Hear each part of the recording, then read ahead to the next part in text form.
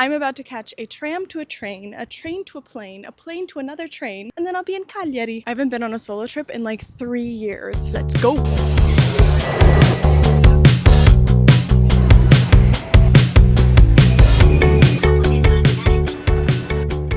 Okay, I just got to the Airbnb. The Airbnb host actually came to pick me up from the train station, which was very, very sweet. I made some friends at the train station, so maybe we'll go hang out with them tomorrow. But I am about to pass out because it's 11 o'clock at night, so we'll see what tomorrow brings.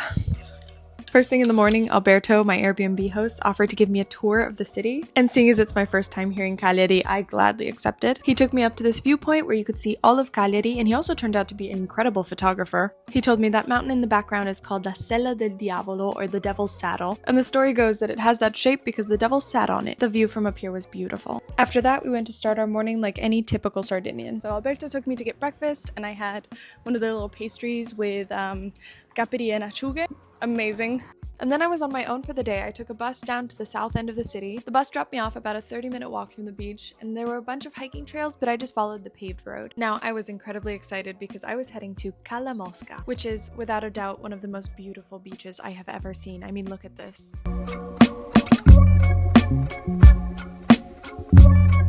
At one point, I almost had a heart attack because I looked down and there was a jellyfish. But before I could get out of the water, one of the locals told me that this one, if it stings, doesn't hurt too bad, and you can just pick it up. And what they normally do is pick it up and throw it. And after I learned that, the water became much more relaxing.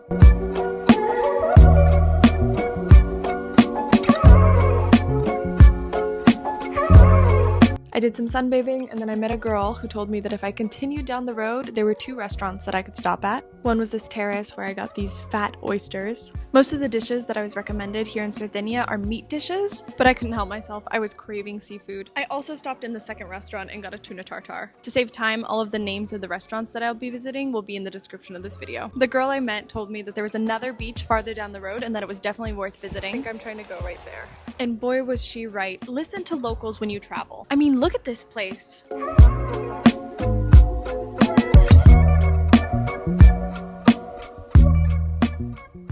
I was only supposed to spend a couple hours here. I don't want to leave, but it is 5 o'clock, so I'm gonna head back to the B&B, take a shower, and then we're gonna go out to dinner.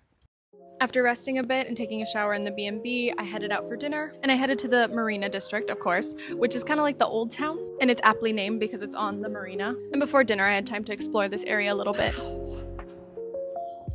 When people ask, what do you do while you're solo traveling? Literally whatever you want. I talk to myself a lot.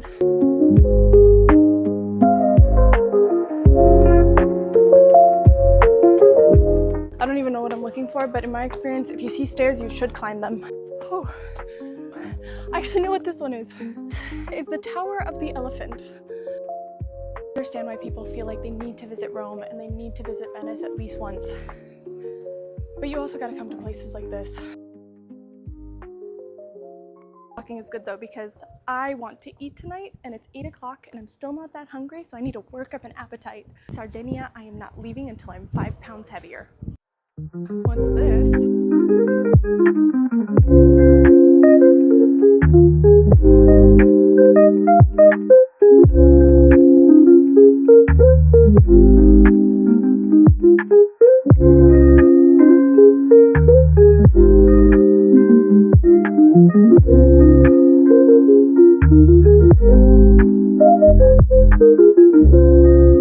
They have the Italian flag, the European flag, and the Ecnusa flag. Is that the Sardinian flag? I went to dinner at a restaurant that was recommended by my waiter at lunch, and they specialize in Sardinian meat dishes. Look at the menu. We have pork, beef, horse, sheep, donkey, chicken. First plate, which is tsitsi or land snail in a spicy sauce. Need a toothpick.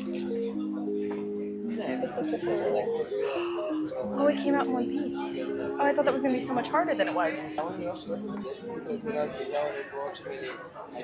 This was something I knew I wanted to order beforehand because it just looks so fun to eat, and I was right. You'd pull the snails out with a toothpick and then dip them in the spicy sauce. I'm good at this.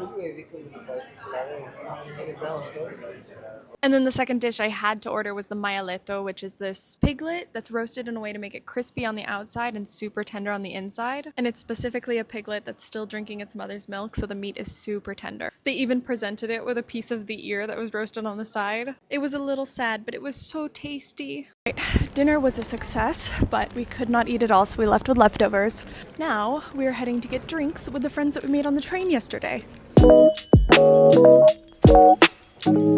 Good morning. It is my second and final day in Cagliari. So we're gonna take the bus into the city center to do one of my all-time favorite travel activities. Someone's gonna think this is weird, but my favorite thing to do while traveling is thrifting. I love the idea that my souvenir has already had a life in the city that I'm visiting. Oh, and also the fact that that souvenir is only gonna cost me $3.50. And I have found some of my all-time favorite pieces of clothing this way. Well, that was a success. I got 2 dresses, a top, and a scarf for 11 euros. Now I'm gonna catch a bus that takes me back to the city center. I'll explore a little bit, get lunch, and then take the train back to the airport. Also, Route 8 is one of the most scenic bus routes in Cagliari. I went thrifting this morning before I had breakfast. You know what we need? I need coffee. It was pretty late in the morning, but I walked around the Marina district until I found a place that still had pastries. Oh, and it also had a view of the marina, bonus. So I don't have any plans for today, not because there's not enough things to do, but because there's so many things I could do. I've just accepted the fact that I'm not gonna do everything, I'm not gonna eat everything that I want to eat, and I'm just gonna have to come back.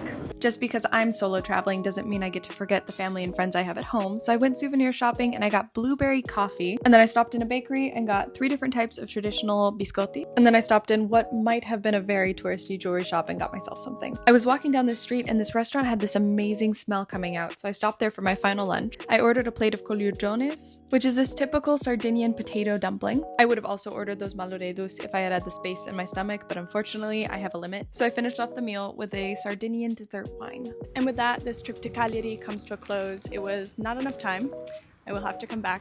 Overall, I found Cagliari to be incredibly solo travelable. Everyone I met was warm and friendly and made me feel welcome. The public transport was incredibly reliable and made it easy to get around. And I never felt bored or out of place. So I would highly recommend this as your next solo trip destination. And that's it. If you like this type of content, like and subscribe, and I'll see you in the next video.